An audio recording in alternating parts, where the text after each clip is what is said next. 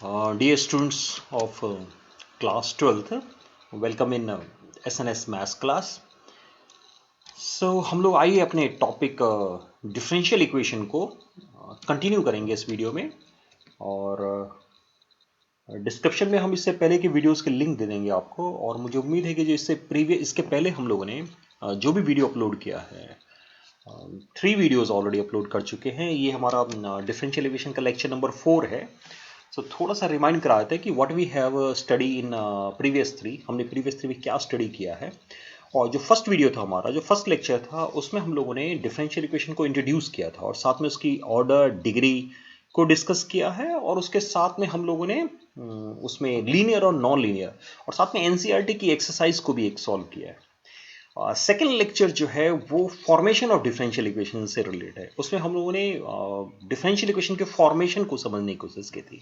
Lecture 3 में हम लोगों ने solution of differential equation start किया था। और सॉल्यूशन ऑफ डिफरेंशियल इक्वेशन में जो फर्स्ट मेथड है वेरिएबल सेपरेबल, उसको हम लोगों ने डिस्कस किया था। नाउ अब हम आ गए हैं लेक्चर नंबर 4 में, और हमारा जो सेकेंड मेथड है सिलेबस का, होमोजीनियस डिफरेंशियल इक्वेशन, उसको हम लोग इस वीडियो में डिस्कस करेंगे, उसको स्टडी करने वाले हैं। सो आइए स्टार्ट करते हैं सॉल्यूशन ऑफ डिफरेंशियल इक्वेशन में सेकंड पार्ट इसका कह सकते हैं सॉल्यूशन का, जिसमें हम second method homogeneous differential equation को स्टडी करने जा रहे हैं। So before we start this homogeneous differential equation, पहले मुझे ये पता तो होना चाहिए कि भाई होमोजीनियस डिफरेंशियल इक्वेशन होता क्या है। क्योंकि जब हम एक क्वेश्चन करने जाएंगे, जैसे अभी हमने पिछले वीडियो में वेरिएबल सेपरेबल को स्टडी किया है। सो ठीक है, आई नो कि what we mean by variable separable. So second one is homogeneous. तो अब इक्वेशन को देख के जब पहचानने आएगा कि ये होमोजीनियस है, तभी तो सॉल्व करेंगे। तो पहले क्या होता है कि पहले हम लोग ये स्टडी करें कि भाई होमोजीनियस डिफरेंशिएशन होता कैसा है, किसको होमोजीनियस कहेंगे, ये वेरिएबल सेपरेबल से अलग कैसे है। सो बिफोर दैट, क्योंकि होमोजीनियस वर्ड आया है, तो let us talk about homogeneous function. So if you know about the homogeneous function कि what we mean by homogeneous function, then it's okay, then very good. लेकिन अगर आपको नहीं पता है कि होमोजीनियस फंक्शन किसको कहते हैं, तो पहले क्या करेंगे हम लोग, लेट अस स्टार्ट विद कि होमोजीनियस फंक्शन किसको कहते हैं। So as far as the definition is concern, एक होमोजेनस फंक्शन की, कोई भी फंक्शन टू वेरिएबल में, अगर कोई एक्स और वाई में एक फंक्शन गिवन है हमें, उसको हम homogeneous function of degree n बोलेंगे कि अगर x के प्लेस पे लैम्डा x और y के प्लेस पे लैम्डा y पुट करने के बाद लैम्डा कॉमन आ जाए और फंक्शन हमारे पास एज सच आ जाए, फंक्शन एक्स वाई वापस आ जाए हमारे पास, तो हम कहेंगे कि ये एक होमोजीनियस फंक्शन है। जैसे एग्जांपल के लिए, now you see this one, है ना। एग्जांपल के लिए क्या करते हैं कि हम अगर ये हमने एक फंक्शन लिया है x y, y square plus 2xy। So now अगर हमने क्या किया, x के प्लेस पे लैम्डा x और y के प्लेस पे लैम्डा y पुट करते हैं, तो क्या हो जाएगा, ये हो जाएगा लैम्डा स्क्वायर वाई स्क्वायर। यहाँ 2x के प्लेस पे लैम्डा x और y के प्लेस पे lambda y। Okay, so lambda square common करने से now y square plus 2xy, that mean you have lambda square a function of xy. So see, function of x y वापस आ गया हमारे पास और लैम्डा स्क्वायर कॉमन हो गया। इसका मतलब ये जो गिवन फंक्शन है, ये फर्स्ट फंक्शन, ये एक होमोजीनियस फंक्शन है 2 डिग्री का। See this one. अब ये क्लियर कट है। इसमें तो क्या करना है कि जैसे हम फंक्शंस में लैम्डा एक्स और लैम्डा वाई पुट करेंगे, सो कॉस, ना वाई की जगह लैम्डा वाई और एक्स की जगह लैम्डा एक्स हमने पुट कर दिया, तो हमारे पास क्या बच गया, वापस वाई बाई एक्स, क्योंकि इसमें तो लैम्डा कैंसिल हो गया। क्योंकि लैम्डा नहीं है तो मैं एज्यूम कर सकता हूं लैम्डा टू पावर जीरो, क्योंकि लैम्डा पावर जीरो 1 होता है। और कॉस वाई बाई एक्स वापस हमारा फंक्शन है। सो इट मीन ये जो नंबर सेकेंड फंक्शन हमारा है, ये भी होमोजीनियस फंक्शन है, लेकिन ये 0 डिग्री की होमोजीनियस फंक्शन है। Now see the third example, a function of x y sine x plus cos y. इसमें अगर आप पुट कर दें, यानी इस फंक्शन में x के प्लेस पे अगर लैम्डा x और y के प्लेस पे अगर हम लैम्डा y पुट कर दें, तो नाउ यू सी ये क्या हो गया, ये आ गया साइन लैम्डा x ना, और plus cos lambda y। now we are not able to take this lambda common ना, यहाँ पे lambda को common नहीं कर पा रहे, so this is not an homogeneous function, ये homogeneous function नहीं है। ओके, सो आई थिंक यहां क्लियर हो गया होगा कि होमोजीनियस फंक्शन का मतलब क्या है। यानी इसको पहचानने का तो सिंपल सा तरीका यही है कि x और y के प्लेस पे lambda x lambda y put कर दीजिए। लैम्डा अगर कॉमन हो जाए पूरे पूरे एक्सप्रेशन से और वो जो गिवन एक्सप्रेशन था वो वापस आ जाए तो हम इसको होमोजीनियस फंक्शन बोलेंगे। नाउ गेन, अभी हमने क्या फंक्शन लिखा था, हमने एक फंक्शन लिखा था y² प्लस 2xy। अब इस पूरे फंक्शन में जो हाईएस्ट पावर कितनी है, हाईएस्ट पावर 2 है ना जो y की है, तो जो भी हाईएस्ट पावर है उतने x कॉमन कर लेते हैं। y की हाईएस्ट पावर 2 है, सो y², तो x² को अगर कॉमन करेंगे तो जैसे x² को कॉमन करेंगे ये फंक्शन क्या हो गया, y/x का होल स्क्वायर प्लस 2, क्योंकि x² हमारा कॉमन है, so here we have y/x। okay, so now it is actually x² a function of y/x। अब एक होमोजेनियस फंक्शन जो हमारा प्रीवियस होमोजेनियस फंक्शन था, इसमें क्या हुआ कि x² कॉमन आने के बाद हमारे पास जो फंक्शन एक बच जाता है वो y/x का एक फंक्शन बच जा रहा है।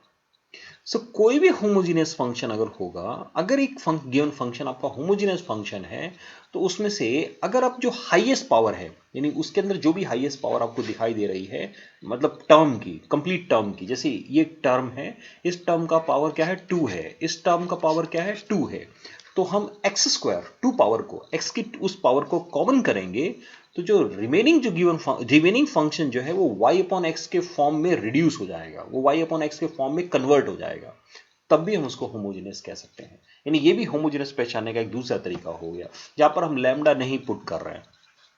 ओके, सो अब बारी आई कि तो फिर ये तो ठीक है, हम जान गए कि भाई होमोजेनियस फंक्शन क्या होता है, ये होमोजेनियस डिफरेंशियल इक्वेशन क्या होता है ना। Differential equation, homogeneous differential equation किसको बोलेंगे। So as far as differential equation के लिए जो कंसर्न है, क्योंकि डिफरेंशियल इक्वेशन में डी बाई डी एक्स तो होगा ही। So now D by D X में अगर क्या है कि हम डी बाई डी एक्स को अगर लेफ्ट हैंड साइड में और बाकी जितने भी टर्म्स हैं उसको राइट हैंड साइड में ले जाए और आपके पास इस तरह का एक रैशनल एक्सप्रेशन आ जाए, see what I am saying, कि अगर आपके पास एक रैशनल एक्सप्रेशन आए जिसमें ये न्यूमरेटर और डिनोमिनेटर दोनों के दोनों क्या हो, दोनों के दोनों होमोजेनियस फंक्शन हो ऑफ सेम डिग्री।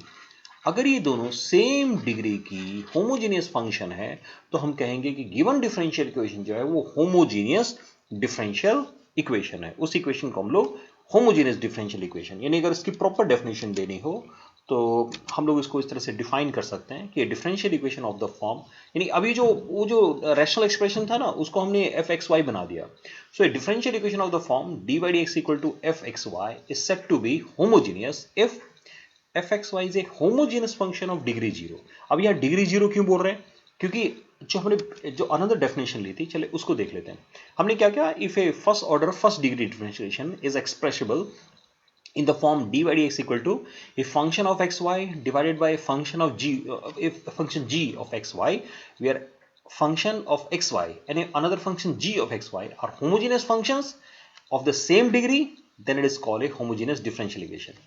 अब इसमें क्योंकि जो f है और g वो दोनों के दोनों सेम डिग्री की के फंक्शन है, तो उसमें से x यानी लैम्डा को जब कॉमन करेंगे तो लैम्डा कैंसिल हो जाएगा और लैम्डा पावर जीरो आ जाएगा। Let me take one example from your book. मैं क्या करता हूँ कि बुक में से एक एग्जांपल को नोट करते हैं और चेक करते हैं कि कैसे हम उसको होमोजेनियस इस डेफिनेशन को कैसे फुलफिल कर रहे हैं।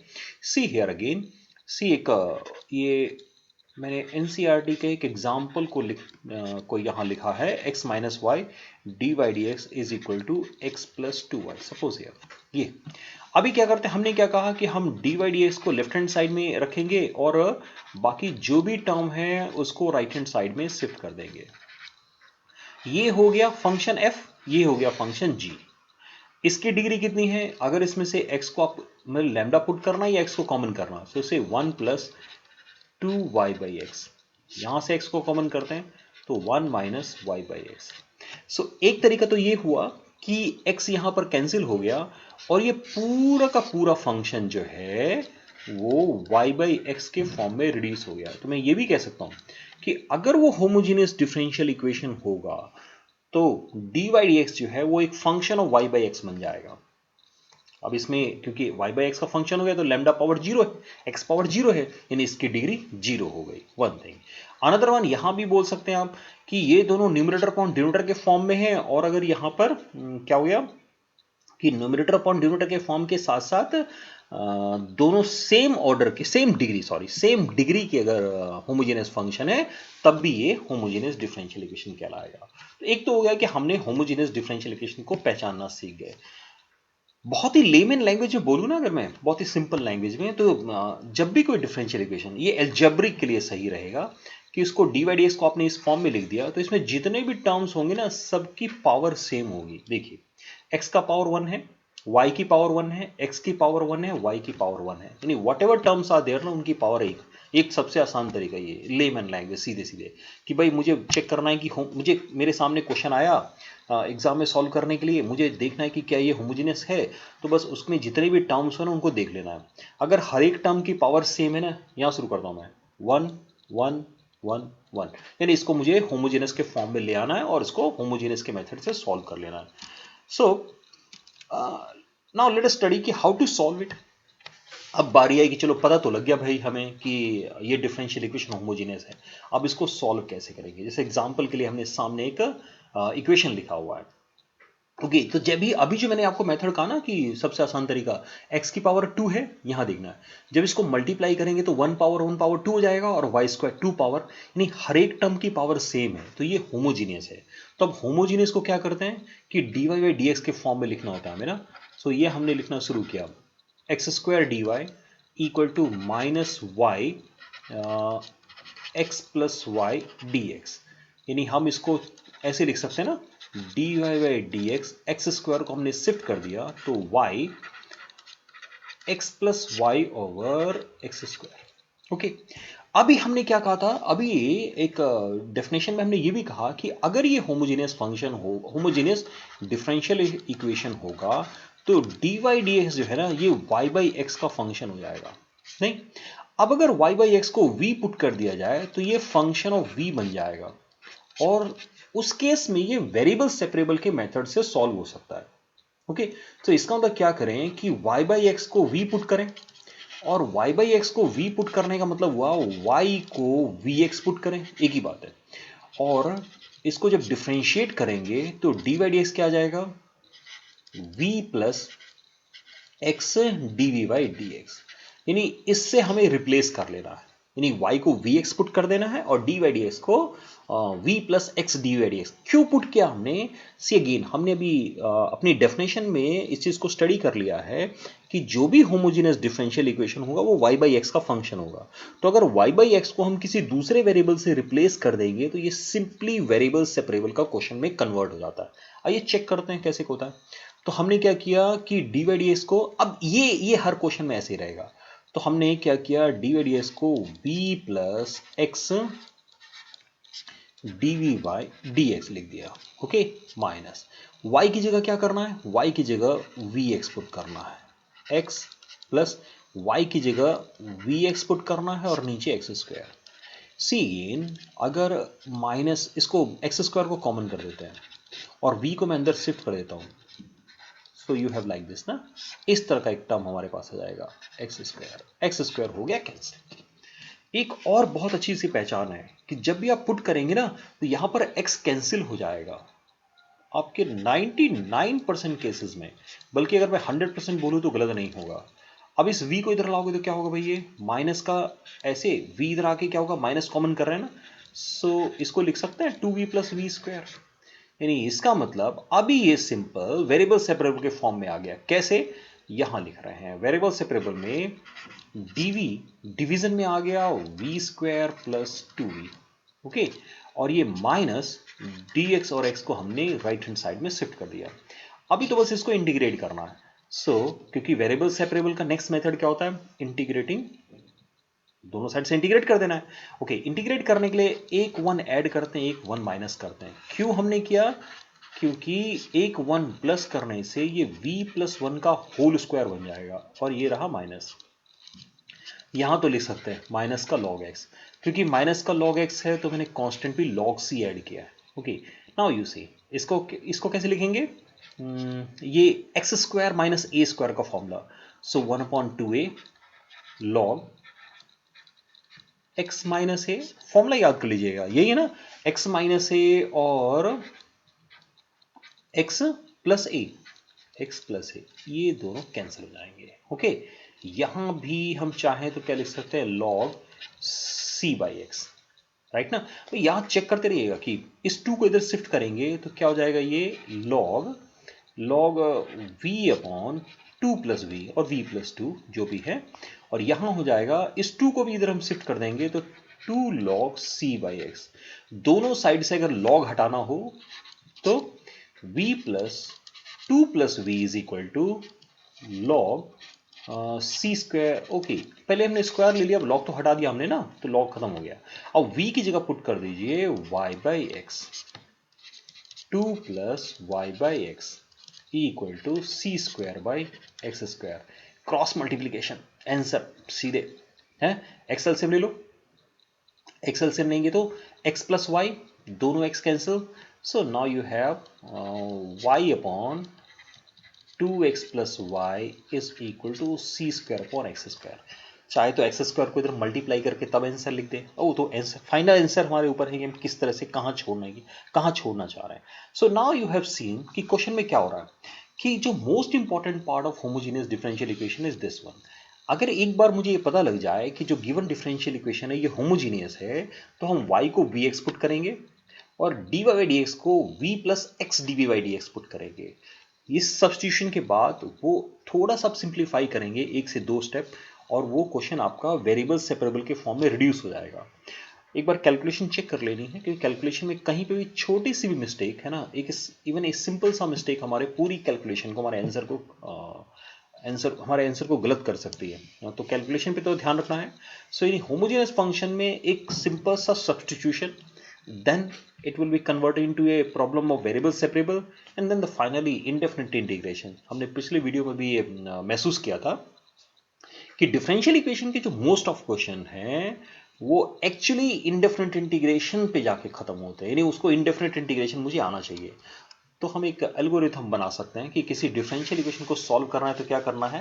हमारा फर्स्ट स्टेप होगा कि डिफरेंशियल इक्वेशन को dy by D x equal to a function of x y upon a function of x y के फॉर्म में ले आएंगे, यानी रैशनल फंक्शन के फॉर्म में ले आएंगे।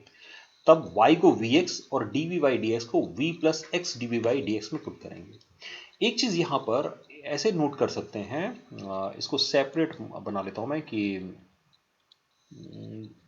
कई बार क्या होता है कि हमें ना अपना क्वेश्चन इस फॉर्म में लिखना होता है, dx अपॉन dy, मतलब मे बी है ना, ऐसा हो जाए क्वेश्चन, तो हमारी जरूरत कह रही कि नहीं नहीं उसको ऐसे लिखिए भाई क्वेश्चन को, तो उस केस में x हो जाएगा vy पुट होगा, मतलब x और y के पोजीशन रिप्लेस हो जाएंगी, और dx अपॉन dy जो है वो v plus y dv by dy हो जाएगा, है ना, इतना चेंजेस होगा।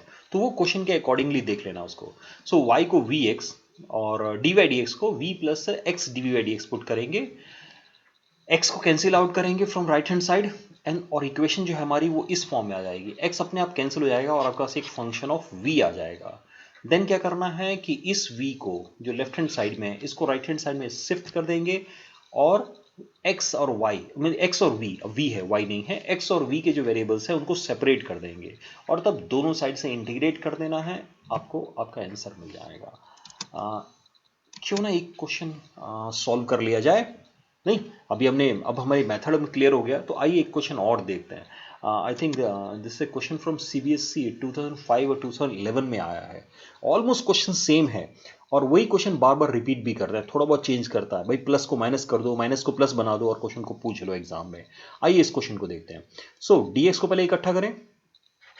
पहले तो क्या करना है, ये y का टर्म है, और dx के टर्म को एक जगह मैंने बना लिया, x square plus Y square plus y, और ये रहा dx। हाँ, एक और बात कि ये वेरिएबल सेपरेबल, ये मतलब ये होमोजीनियस है ना, 1 पावर और 2 का अंडर रूट है 1 power, so every term having 1 power, so it is simple homogeneous.